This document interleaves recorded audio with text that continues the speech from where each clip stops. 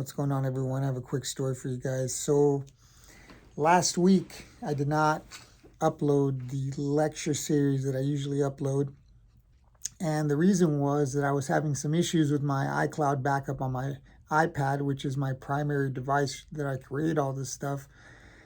And I was told by the Apple tech to basically back up the iPad to my computer, and then we will wipe all the information off the iPad, and then we'll reload everything from the computer back onto the iPad. Hopefully that fixes all the issues. Now, my iPad only had about 60% of the hard drive full, a little bit over half full. It had still a lot of space on it. It's a terabyte iPad, so it had about 400 or so gigabytes available.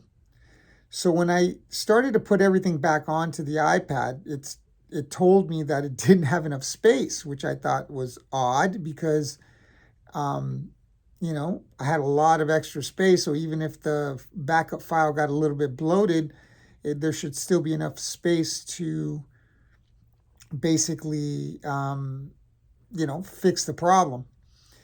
And, I went through tech support all week. I reinstalled the iPad software about 4 or 5 different times. So that's, it just kept going on and on. So I ended up going into the Apple Store on Saturday and talking to the manager there. I talked to tech support. They basically told me I had to buy a new iPad.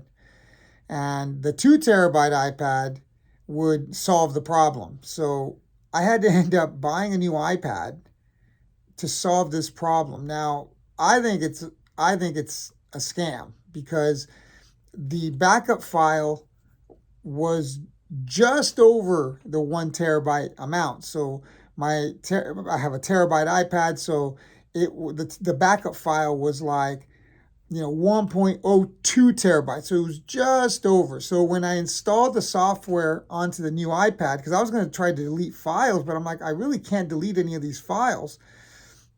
When I looked to see what the capacity of that iPad was, it was 1.4 terabytes still available, which means there was only 600 gigabytes of data on there.